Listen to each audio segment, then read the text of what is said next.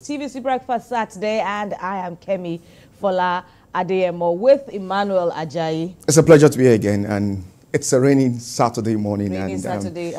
Despite all the challenges on the road, and talking about the fuel scarcity, I understand you're a bit harassed this morning. Definitely. And we have some of those clips there that if our producer can just flash those of the traffic, of the traffic situation along X-State, talking about the K2 Kosi Road, and it's a bit crazy this morning, but thank God that we're here this morning on a Saturday. It always beats me why we experience, or when we experience traffic on Saturdays, because if you have lived through the ordeals of Monday to Friday in a bustling city as Lagos, one would expect that Saturdays would be a breeze. Yeah, apparently what is happening at the moment is that some of those commuters, drivers are also ensuring that they get fuel at petrol stations, and that's how we have the queues there.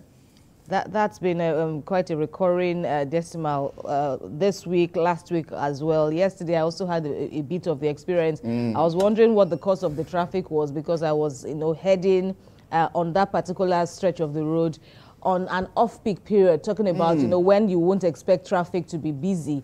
But then when we finally got to the front, we realized that it was on the expressway. We realized it was due to people buying fuel. And of course, we're still having it's a call to stakeholders to ensure that this scarcity is called off and ensure that Nigerians can enjoy going into the petrol station to buy fuel and have the road free from any form of challenges.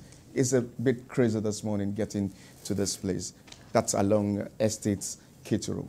But then you could also say perhaps the rain. I don't know if the rain would have impacted. We understand that we are already, this is the last day of the month of August, and talking about that, happy new month, the greetings will soon start pouring in, but then Nigeria should brace up for more rains, because the warnings have already started circulating that there will be heavier rains. We're entering into the peak of the rainy season, September and October. And that should also call for more decisive actions on the part of government. Talking about, look at how floods have already wreaked havoc on many parts of the country. Hundreds dead, hundreds of thousands of properties, will I say properties or farmlands now, also affected.